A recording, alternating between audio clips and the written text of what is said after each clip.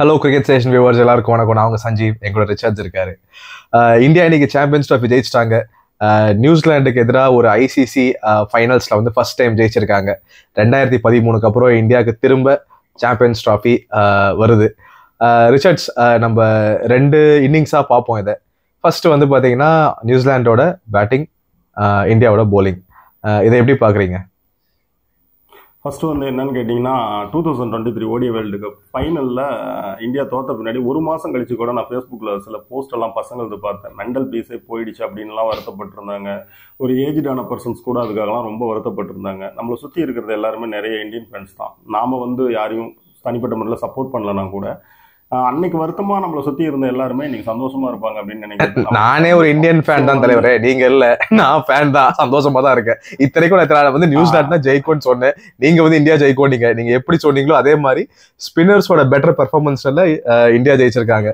So சந்தோஷமா தான் இருக்கு. ஸோ வந்து இந்தியன் ஃபேன்ஸோட சந்தோஷத்தை வந்து நாமளும் ஷேர் பண்ணிக்கிறோம். ஃபர்ஸ்ட் வந்து சஞ்சு, இந்த மேட்சை பொறுத்த வரைக்கும் சில பிளேயர்ஸை எடுத்துக்கணும்னா அதுல ரொம்ப முக்கியமான பிளேயர் குல்தீப் யாதவ். கண்டிப்பா அவரை தூக்கிடுங்க, வாஷிங்டன் சுந்தர் ஆர் வந்து ஹர்ஷித் ராணாவை கொண்டு வாங்க இப்படின்லாம் நிறைய போயிட்டு இருந்துச்சு.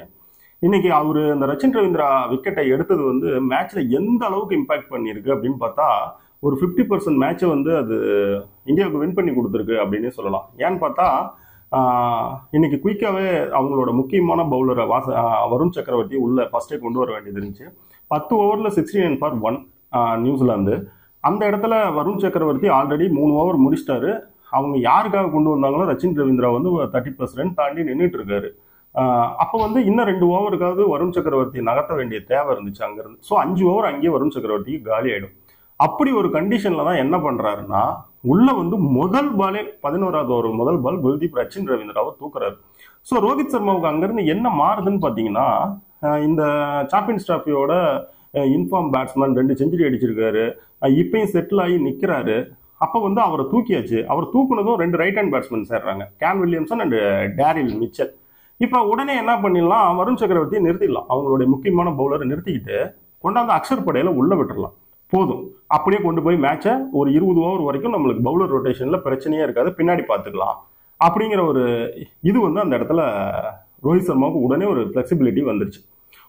இது மட்டுமே இல்லாம உடனே தூக்கி இருப்பான், இன்னொரு இன்ஃபார்ம் பேட்ஸ்மேனையும் உங்களுக்கு காலி பண்ணி தரேன் அப்படின்னு சொல்லி அவர் மாஸ்டர் தலையிலேயே கை வச்சாரு. கேன் வில்லியம்சனை கேன் வில்லியம்சன் வந்து பொதுவா வந்து இப்ப நீங்களாம் எங்கிட்ட ஏற்கனவே சொல்லியிருக்கிறீங்க, அவரு வந்து நாக் அவுட் அது ஃபைனல்னு வந்தா அந்த மந்த். ஆமாங்க, ஃபைனல் எல்லாம் வந்து பாத்தீங்கன்னா 50 ஓவர் வந்து டிஃபால்ட் அடிப்பாரு. ஒரே ஒரு மேட்ச் தான் 48 49 அடிச்சிருக்காரு. 50 அடிக்காம போனதே இல்லை. அவர்லாம் இன்னைக்கு அந்த 11 ரன் தூக்குனதுலாம் பெரிய விஷயம். ஸோ அந்த இடத்துல என்ன ஆகுதுன்னு பாத்தீங்கன்னா கேன் வில்லியம்சனை தூக்குனதுமே என்ன ஆயிடுச்சுன்னு பாத்தீங்கன்னா ஒரு 3 விக்கெட் போன இடத்துல பாத்தீங்கன்னா அவங்க ஒரு மாதிரி வந்து செல்லுக்குள்ள சிக்கிட்டாங்க. 11 to 20 வந்து 32 ரன். அந்த 3 விக்கெட்டை போய் மேட்ச் முடிஞ்சிருச்சுன்னு நினைச்சுக்கலாம் நம்ம. ஆமா, 11 to 20 வந்து 32 ரன். 21 to 30 வந்து பாத்தீங்கன்னா 31 ரன். இந்த 20 ஓவருக்கு 63 ரன் மட்டுமே அந்த ஒரு ஸ்லோவா நியூசிலாந்து வந்து இன்னிங்ஸை பில்ட் பண்ண வேண்டிய கட்டாயத்துக்கு தள்ளி விட்டது யாருன்னு பாத்தீங்கன்னா குல்தீப் யாதவ் தான். கேப்டனுக்கு பவுலர் ரொட்டேஷனுக்கு பிளெக்சிபிலிட்டி கொடுத்துட்டாரு, 2 இன்ஃபார்ம் பேட்ஸ்மேனை தூக்கி பெவிலியன்ல போட்டாரு. இந்த பக்கம் வந்து பாத்தீங்கன்னா அவங்களுடைய சக ஸ்பின்னருங்க வந்து ஜாலியா செட்டில் ஆகிறதுக்கு செட் பண்ணி கொடுத்துட்டாரு கேமை. ஸோ அப்புறம் என்ன 50% மேட்ச் இன்னைக்கு ஜெயிச்சிருக்கிறதுக்கு குல்தீப் யாதவ் தான் ரொம்ப முக்கியமான காரணமே. அந்த அளவுக்கு வந்து அந்த 2 விக்கெட் வந்து இம்பார்ட்டன்டான விக்கெட். கண்டிப்பா நம்ம என்ன சொல்லணும் அப்படின்னா அக்ஷர் அண்ட் ஜடேஜாவோட கண்ட்ரோல் அற்புதமா இருந்துச்சு. அதுவும் வந்து ஜடேஜாவை எடுத்துக்கிட்டீங்கன்னா லேதம் விக்கெட்டை எடுத்ததுமே அந்த இடத்துல இன்னொரு விக்கெட் விழுந்தா 180 to 200 ரன்னுக்குள்ள போட்டலாம். அந்த கண்டிஷனுக்கு அவங்க வந்துட்டாங்க. அப்ப 10 ஓவர் போட்டு 30 ரன் மட்டுமே கொடுத்தது இல்லாம லேதம் மாதிரி ஒரு முக்கிய விக்கெட், அது எப்படி அவர் ஸ்ட்ராங்கா இருக்கிற ஸ்வீப்லயே தூக்கிட்டு எதிர் டீமை நீங்க ஒரு 200 ரன்னுக்குள்ள சுருட்டிக்கலாங்கிற ஒரு சான்ஸையும் உங்க கண்ணு முன்னாடி கிரியேட் பண்ணி கொடுக்குறாரு ஜடேஜா. இந்த சீரீஸ்ல அன்சங் ஹீரோஸ் வந்து 2 பேர் இருக்காங்க. ஒன்னு வந்து அக்ஷர் படேல், இன்னொன்னு வந்து ரவீந்திர, 2 லெஃப்ட் ஆர்ம் ஆல்ரவுண்டர்ஸ். ஆனா இவங்க தான் சொன்னேன், இந்தியாவுடைய ஒயிட் பாலுடைய வெற்றி மந்திரம் இந்த 2 பேர். ஆக்சுவலி வந்து இந்த 2 பேரை பத்தி நிறைய விமர்சனம் எழுந்திருக்கு. 2 பேரும் ஸ்குவாட்ல தேவையா ஒரே மாதிரி, 2 பேரும் 11ல தேவையான்னு. கடைசியா 2 பேர் தான் ரொம்ப முக்கியமா இருந்திருக்காங்க. கரெக்டுங்களா? ஆனா நம்ம கடைசி இந்த சீரீஸ் தொடங்குறதுக்கு முன்னாடியே புரிஞ்சுக்கிட்ட விஷயம் என்னன்னா இந்த கூட்டணி உடைக்க மாட்டாங்க. ஆமா ஆமா ஆமா. அப்ப வந்து இதுல என்ன ஆகுதுன்னு பாத்தீங்கன்னா, நம்ம சொன்னோம்ல, நியூசிலாந்தை விட இந்தியாவுடைய ஸ்பின் வந்து கொஞ்சம் வேர்ல்ட் கிளாஸ் தான். இங்க இருக்கிற எல்லாருமே வந்து பாத்தீங்கன்னா 4 பேருமே வந்து கம்ப்ளீட்டான பவுலர்ஸ். ஃபர்ஸ்ட் அவங்க ஆல்ரவுண்டருங்கிறதெல்லாம் ரெண்டாவது தான். இவங்க வந்து பவுலிங் ஆல்ரவுண்டர்ஸ் தான். கண்டிப்பா. ஸோ வந்து இவங்களுடைய குவாலிட்டி வந்து நியூசிலாந்து கிடையாது. ஸோ அவங்களோட குவாலிட்டி என்னன்னு இன்னைக்கு காட்டினாங்க, கண்ட்ரோல் பண்ணாங்க. ஆனா அதுல ஒரே ஒரு விஷயம் என்னன்னா, ஒரு 230 ரன்னுக்குள்ள நிறுத்தணும். ஆனா அது வந்து பிரேஸ்வெல்லோட ஒரு நல்ல ஒரு இன்னிங்ஸ். கிளென் பிலிப்ஸ் வந்து அவருடைய கேரக்டரை அப்படியே பேட்டிங்ல மாத்திக்கிட்டு லூஸ் பாலை மட்டும்தான் பனிஷ் பண்ணார். ஒரு ஸ்ட்ரைட்டா தூக்கி அடிச்சாரு. ஒரு முறை லென்த் மிஸ் பண்ணப்ப ஒரு ஸ்கொயர் லெக்ல ஒரு பவுண்டரி அடிச்சாரு. மற்றபடி மாத்திக்கிட்டு தான் விளையாண்டாரு. அற்புதம், அவருமே சூப்பரா விளையாண்டாரு. இன்னொரு பக்கம் டேரில் மிச்சல் வந்து அவர் வந்து ஒரு டெட் ஸ்ட்ரோக் வைக்கக்கூடிய ஒரு ஆளா இருக்காரு. அதே பாலை வந்து சிங்கிளுக்கான இன்டென்ஸோட அவர் ரொட்டேஷன் பண்ணவே மாட்டார். அதுதான் வந்து அவருக்கு இன்னைக்கு போய் ஒரு செல்லுக்குள்ள சிக்கிறதுக்கு ஒரு முக்கிய காரணமா இருந்துச்சு. அதுதான் நீங்க ஜெயிக்கிறதுக்கான 270 அடிக்க போறீங்களா இல்ல போராடுறதுக்கான ஒரு 250 அடிக்க போறீங்களான்றத வந்து முடிவு பண்ண ஒரு இன்னிங்ஸ். அப்படி முடிவு பண்றதுக்கு நம்மளோட ஸ்பின்னர்ஸுமே அவங்கள தள்ளினாங்க. நீ என்கிட்ட ஏறி போனா உன்னை நான் வந்து 200 ரன்னுக்கே சுருட்டி வீட்டுக்கு அனுப்பிடுவேன், நின்று விளையாண்டனா ஒரு 240 நீ போகலாம் அப்படிங்கிற மாதிரியான ஒரு நெருக்கடியை வந்து இந்தியன் ஸ்பின்னர்ஸ் போட்டாங்க. இன்னொன்று பார்த்தீங்கன்னா, ஆன்ஃபீல்டு கேப்டன்சி வந்து இன்னைக்கு ரோஹித் சர்மாவுமே எடுத்துக்கிட்டிங்கன்னா ஒட்டுமொத்த இந்தியன் டீமே ஒரு நல்ல திட்டத்தோட தான் வந்திருந்தாங்க. திங்க் டேங்க்லாம் வந்து வேலை செஞ்சுருக்காங்க அப்படிங்கிறது வந்து தெரியுது. ஏன்னா கேன் வில்லியம்சனுக்கு அந்த தேர்ட் மேனில் முன்னாடி அந்த கல்லி மாதிரி இருக்கிற அந்த முன்னாடியே அந்த சிங்கிளை கட் பண்ணுறதுக்காக இன்னைக்கு வந்து ரோஹித் சர்மா ஃப்ரண்டில் நின்னது. ஹர்திக் பாண்டியா ஃபர்ஸ்ட் 6 ரச்சின் அடித்ததுமே உடனே ஃபீல்டை வந்து மாற்றினது. நெக்ஸ்ட் வந்து அவங்களுக்கு விக்கெட் விழவில ஃபாஸ்ட் பவுலரை உள்ள முகமது ஷமி ஆரியுமே கொண்டு வராமல் அவங்களோட லீடிங் ஸ்பின்னராக கரெக்டான ஏரியாஸில் வச்சு அட்டாக் பண்ணது, ஒரு 200க்குள்ள சுருட்டுறதுக்கான முயற்சி பண்ணதுன்னு சொல்லி அவர் ப்ராப்பராக அவர் என்னென்ன வேலையை அந்த இடத்துல செய்யணுமோ எல்லாமே நல்லா செஞ்சுருந்தாரு. அந்த ஃபர்ஸ்ட் ஹாஃபோடைய கதாநாயகன் அப்படின்னு பார்த்தீங்கன்னா குல்தீப் யாதவ் தான். கண்டிப்பா நல்லாவே சம்மரைஸ் பண்ணியிருந்தீங்க. நீங்க சொன்ன மாதிரியே வந்து இந்தியன் ஸ்பின்னர்ஸ் வந்து அவங்களோட கிளாஸை காமிச்சாங்க. அண்ட் நம்ம ஏற்கனவே சொன்ன மாதிரி நியூசிலாண்டும் ஈக்குவலி ஃபைட் பண்ணி தான் அந்த 250 ஸ்கோரை போஸ்ட் பண்ணியிருக்காங்க. அவங்களும் நான் வந்து கொஞ்சம் இந்த ஃபைட் ஆட்டிடியூட்லாம் காட்டல, கொஞ்சம் வந்து அந்த பார்ட்னர்ஷிப்பை பில்ட் பண்ணலன்னா எனக்கு தெரிஞ்சு நீங்க சொல்ற மாதிரி 180க்குள்ளே கூட போட்டலாம் இருப்பாங்க. கரெக்டுங்களா? ஸோ அதெல்லாம் தாண்டி இப்போ நம்ம செகண்ட் இன்னிங்ஸ்க்கு போயிடுவோம். இங்கே இந்தியாவோட சேஸ் ரோஹித் சர்மா பிரமாதமாக ஆரம்பிச்சாரு. 100 ரன் பார்ட்னர்ஷிப் வேற ஓப்பனிங்.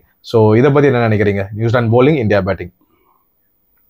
நாம வந்து ஆஸ்திரேலியா கூட செமிஃபைனல்ல நம்ம கேப்டன் வந்து என்ன தப்பு பண்ணியிருந்தாரு அப்படிங்கிறத வந்து ஏற்கனவே சொல்லியிருந்தோம். கால்குலேட்டட் ரிஸ்க் எடுங்க, கண்டபடி ரிஸ்க் எடுக்காதீங்க அப்படிங்கிற மாதிரி சின்னதாக ஒரு இது சொல்லியிருந்தோம்.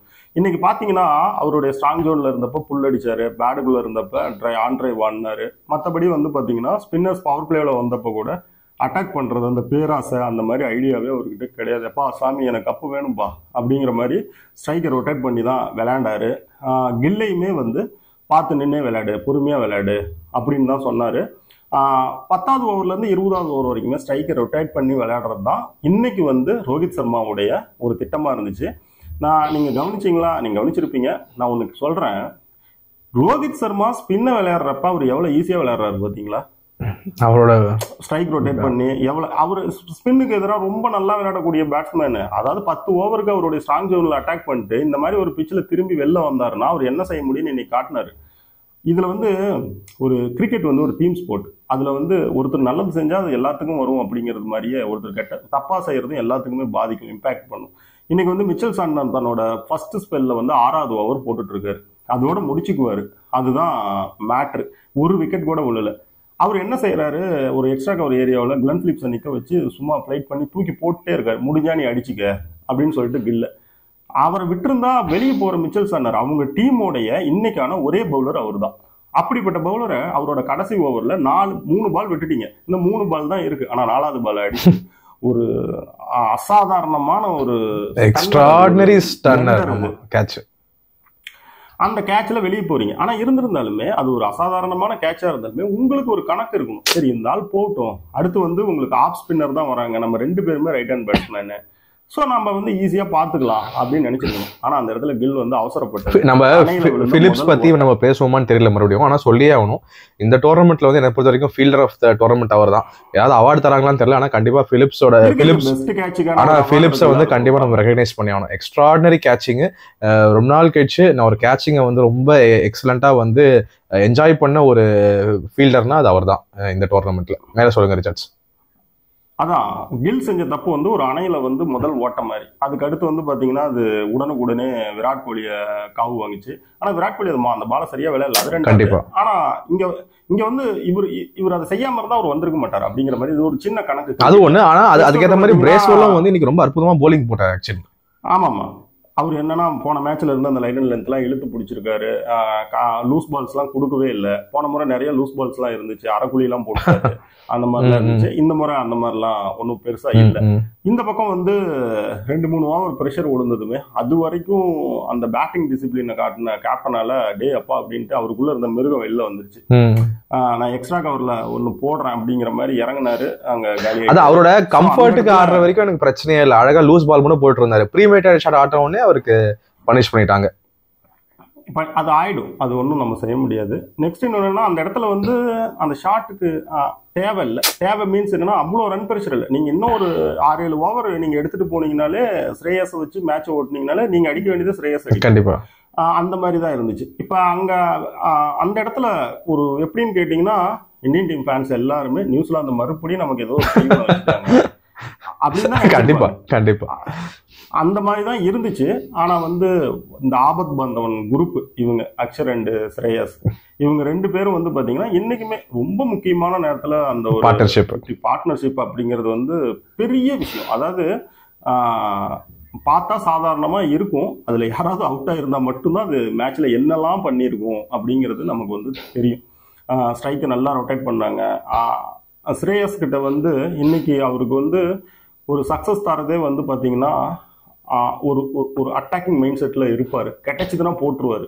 அதுதான் அவரை வந்து இன்னைக்கு சொல்ல போனா அதுதான் அவரை வந்து இன்னைக்கு டீம்லயே வச்சிருக்கு.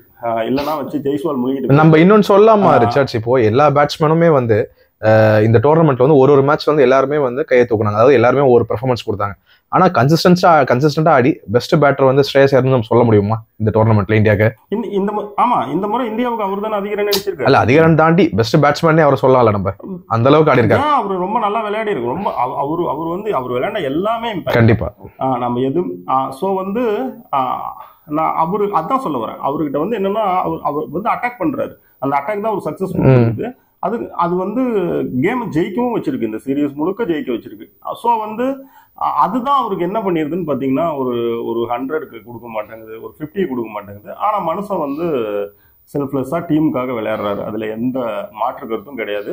ஸ்ரேயஸ் வந்து இந்த சிட்டியோட இந்தியாவுக்கு வந்து ஒரு கதாநாயகன். கண்டிப்பா. நெக்ஸ்ட் வந்து அன்சங் ஹீரோன்னு எடுத்துக்கிட்டீங்கன்னா பேட் அண்ட் பால் பாத்தீங்கன்னா அக்ஷர் படேல், அதே மாதிரி ரவீந்திர ஜடேஜா. இவங்க பார்ட்னர்ஷிப் வந்ததுமே கேம் ஒரு மாதிரி ஒரு 185க்கு வந்து ஸ்ரேயஸ் அவுட் ஆனா கூட நமக்கு கேம் புரியும்ல. நீங்க ஒரு 4 பேட்ஸ்மேன் இருக்கீங்க கையில, ஒரு 50 பாலுக்கு ஒரு 50 ரன் தான், நீங்க ஒரு 60 ரன் தான் அடிக்கணும். 60 பாலுக்கு 60 ரன் அடிக்கணும்னா அடிச்சிருவாங்க. அது இந்தியா மாதிரி குவாலிட்டியான அடிச்சிருவாங்க. ஸோ ஸ்ரேயஸ் அவுட் ஆகிறப்பே ஜெயிச்சிருவாங்க அப்படிங்கிற மாதிரி நம்பிக்கையில தான் இருந்துச்சு. இதுல ரொம்ப முக்கியமா சொல்ல வேண்டிய ஒரு விஷயம் என்னன்னா, ஏப்பா நான் நம்பர் 6 தானே, நான் ஃபினிஷர் தானே, சரி நீங்கள் ஃபினிஷர் இனிமேல் பார்ப்பீங்க அப்படிங்கிற மாதிரி கேஎல் ராகுல் செமிஃபைனல் அண்ட் ஃபைனலில் ஒரு 2 முக்கியமான இன்னிங்ஸ் விளையாண்டுருக்காரு. ஏன்னா ஃபினிஷருங்க எடுக்கிற 40-30 தானே ஒரு 70-80 100க்கு சமம். கண்டிப்பா கண்டிப்பா கண்டிப்பா. ஏன்னா நீங்க என்னதான் பில்டிங் கட்டினாலும் அவங்க தான் மற்ற மீதி மேல இருக்கிற எல்லா வேலையும் முடிச்சு தருவாங்க. ஃபினிஷர் கிட்ட தான் வந்து கேமோட ரிசல்ட் என்னங்கிறது. நான் ஒரு படி மேல போய் சொல்லுவாங்க, 2027க்கு அவர் தான் ஃபினிஷர். ஆமாமா 2027க்கு அக்ஷர் பட்டேல் தான் 5ல் ஆட போறாரு, கேஎல் ராகுல் தான் 6. அது எந்த மாற்றமும் இருக்காது. ஆமா, இதுல என்னன்னா கேஎல் ராகுல் வந்து அவருடைய இன்னைக்கு ரோஹித் சர்மா விளையாண்ட ஒரு பேட்டிங் வந்து அவருக்கு எப்படி வந்து மெமரபிளா நிக்க போகுதோ அதே மாதிரி கேஎல் ராகுலுக்கும் தனிப்பட்ட முறையில வந்து பாத்தீங்கன்னா 2 முறையும் அவர் முடிச்சிருக்காருங்க. அவர் சொல்றதே ஒரு டெம்பர்மெண்ட் பிரச்சனைன்னு சொல்லுவாங்க. இன்னைக்கு இந்த 2 முறையும் நாக் அவுட்ல அவர் தான் நின்று முடிச்சிருக்காரு. டெம்பர்மெண்ட் பிரச்சனையே இல்ல, முடிச்சிட்டாரு. அது ஒரு சுருக்கமான ஒரு விஷயம் சொல்லணும்னா, மிச்சல் சாண்டனர் ஒரு 3 ஓவரை வச்சுட்டு இந்தியன் ஃபேன்ஸ் எல்லாம் கொஞ்சம் அப்படியே வைத்த கலக்கிட்டு இருந்தாரு. வரண்டா 2வது ஸ்பெல்லுக்கு வரண்டா அது 3வது ஸ்பெல் வரண்டா அப்படிங்கிற மாதிரியே வந்தாரு. வந்ததுமே ஸ்ரேயஸ் ஐயரை போட்டாரு. ஆனா ஒரே ஒரு பாலை மேல கொடுத்தாரு கேஎல் ராகுலுக்கு. அவர் அப்பதான் உள்ள வந்திருக்காரு. ஆனா கொஞ்சமும் யோசிக்கல, என்னோட ஜோன்ல இருக்கு நான் போறேன், நேரா தூக்கி அடிச்சுட்டாரு 6. அது வந்து என்னன்னு கேட்டீங்கன்னா, அந்த இடத்துல ஒரு பொதுவா ஒரு பிளேயருக்கு வந்து பாத்தீங்கன்னா டெம்பர்மெண்ட் இம்பார்ட்டன்ட், 2வது வந்து கிளாரிட்டி வந்து ரொம்ப இம்பார்ட்டன்ட். நான் என்ன செய்ய போறேன் அப்படிங்கிறது வந்து நல்லா தெரியணும். அப்ப வந்து அவருக்கு ரோல் வந்து ரொம்ப சரியா கொடுத்துருக்காங்க. ஒரு ரோல் இதான்பான்னு சொல்லிட்டாங்க. அது வந்து அவர் அதுல வேலை செய்யறாரு அப்படிங்கிறப்ப அந்த கிளாரிட்டி வருது. அவருக்கு அந்த டெம்பர்மெண்ட்டை கொண்டு வராரு. இன்னைக்கு அதுக்கு 2 நாக் அவுட்லயும் அதை காட்டியிருக்காரு. நிச்சயமா கேஎல் ராகுலையும் இந்த சிடியோட இதுல வந்து இந்த சக்சஸ்ல, இந்தியாவோட சக்சஸ்ல முக்கியமா சொல்ல வேண்டிய ஒரு கண்டிப்பா இதுல நான் ஒரு முக்கியமான விஷயம் ஒண்ணு சொல்லணும். அது என்னன்னு பாத்தீங்கன்னா, இன்னைக்கு வந்து மேட் ஹென்ரியோட இடத்துக்கு உள்ள வந்த நாதன் ஸ்மித் வந்து பாத்தீங்கன்னா 2 ஓவர் தான் போட்டிருக்காரு. இன்னைக்கு மேட் ஹென்ரி அவங்க டீமுக்கு இல்லாதது இவ்வளவு பெரிய லாஸ்ங்கிறது இதுல இருந்து நீங்க புரிஞ்சுக்கலாம். அதுவும் கடைசியில வந்து பாத்தீங்கன்னா ஒரு 10 ஓவருக்கு ஒரு 7-8 ஓவருக்கு பார்த்தீங்கன்னா அவங்ககிட்ட பவுலரே இல்லை. பிரேஸ்வெல் முடிச்சிட்டாரு, இவர் முடிச்சிட்டாரு, சாட்னர் முடிச்சிட்டாரு. அதுக்கப்புறமேல எதுவும் இல்லை. அதை தான் பார்த்துட்டு அமைதியாக இருந்தாங்க இந்தியன் வாங்கப்பா பின்னாடி இருக்கிற ஆளுங்களாம் வாங்க நாங்கள் பார்த்துக்கிறோம் அப்படின்னு இருந்தாங்க. அதே மாதிரி முடிச்சாங்க. அதுவே மேட் ஹென்ரி இன்னைக்கு அவர் இருந்து 10 ஓவர் முடிச்சிருக்காரு அப்படின்னு பார்த்தீங்கன்னா இந்த ஸ்டோரி கொஞ்சம் டிஃபரெண்டா இருந்திருக்காது. கண்டிப்பா நிறைய விஷயங்கள் நடந்திருக்கும் ரிச்சர்ட்ஸ். இன்னைக்கு வந்து மொத்த கதையை மாத்தது ஓப்பனிங் பார்ட்னர்ஷிப் வந்து ரோஹித் சர்மா குடிக்கல வச்சுக்கோங்களேன், இந்தியா சேஸ் பண்ணிருக்குமான்றது எனக்கு சந்தேகம் தான். அதே இது ஏன்னு கேட்டீங்கன்னா, அதான் நீங்க சொல்றது கரெக்ட். இது அப்படியே திருப்பி பாத்தீங்கன்னா ஒரு நல்ல பவுலர் வந்துங்க அவரோட இம்பாக்ட்ங்கிறது மட்டுமே கிடையாது. அவர் வந்து கொஞ்சம் லோவா இருக்கிற தன்னுடைய பவுலிங் யூனிட்ல இருக்கிற ஒரு பவுலரையும் சப்போர்ட் கண்டிப்பா. இன்னைக்கு குல்தீப் எடுத்த அந்த 2 விக்கெட் அடுத்த 20 ஓவருக்கு அங்க பவுலர்ஸ் எவ்வளவு நம்ம குல்தீப்ல ஆரம்பிச்சு நம்ம 4 ஸ்பின்னரும் சரி, ஜடேஜாலாம் வந்து இந்த பெரிய பெரிய நேம்ஸ் இருக்கிறதால அவரை பத்தி நம்ம வந்து பேசவே மாட்டோம். அவர் ரொம்ப அண்டர் ரேட்டடா இருக்காரு. ஆனா அவர் வந்து எக்ஸ்ட்ராடனரி பெர்ஃபார்மன்ஸ் கொடுத்துட்டு இருக்காரு. அந்த மாதிரி அங்கங்க சிப் இன் பண்ணி இதுதான் இதுல இருக்கக்கூடிய முக்கியமான விஷயம். இன்னைக்கு மேட் ஹென்ரி இல்லாதது கண்டிப்பா ரிச்சர்ட்ஸ் நம்ம நிறைய பேசிட்டோம். ரிச்சர்ட்ஸ் நம்ம உங்களை நான் கட் ஷாட் பண்ணோம், தப்பா எடுத்துக்காதீங்க. ஆனா கடைசி ஒரு கேள்வியோட நான் முடிக்கணும்னு நினைக்கிறேன். உங்களை பொறுத்த வரைக்கும் பிளேயர் ஆஃப் த டோர்னமெண்ட் இந்தியாவுக்கு யாருன்னு நினைக்கிறீங்க? ஒரு டீமா சேர்ந்து ஜெயிச்சிட்டாங்க செஞ்சு. எனக்கு வந்து உண்மையாலுமே வந்து அது வந்து சொல்ல முடியல.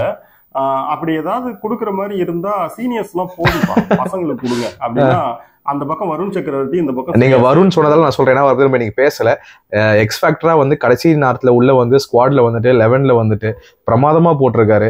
நம்ம அவர் பிளேயர் ஆஃப் த டோர்னமெண்ட் சொல்லல, பட் அவருக்கு கொடுக்க வேண்டிய ரெகக்னிஷன் நம்ம கொடுத்தாலும் அதுக்காக அவரை மென்ஷன் பண்றோம். இன்னொன்னு என்னன்னு பாத்தீங்கன்னா, அவர் தான் இந்தியாவுக்கு இந்த சிடில அதிகம். ஆமா 9 விக்கெட் எடுத்திருக்காருல. கரெக்டுங்களா? 9 விக்கெட். கரெக்ட். Thank you Richards. நம்ம வந்து நீங்க நிறைய பார்த்துட்டோம். இன்னும் நிறைய விஷயங்கள் பேச வேண்டியது இருக்கு. இன்னைக்கு எல்லா இந்தியன் ஃபேன்ஸும் சந்தோஷமா தூங்குவாங்க. நாளைல இருந்து சண்டை போட்டுப்பாங்க ஐபிஎல்க்கு. அதெல்லாம் நம்ம பொறுமையா நம்ம இதுக்கப்புறம் இன்னும் எக்ஸைட்டிங்கான சீசன் வரப்போகுது, ஐபிஎல் சீசன். இன்னும் விழாவரே அதை பத்தி பேசுவோம். இப்போதைக்கு சாம்பியன்ஸ் ட்ராஃபி முடிஞ்சிருச்சு. இந்தியன் ஃபேன்ஸ் சந்தோஷமா தூங்குவாங்க. Thank you Richards. Thank you viewers. Thank you Sanju.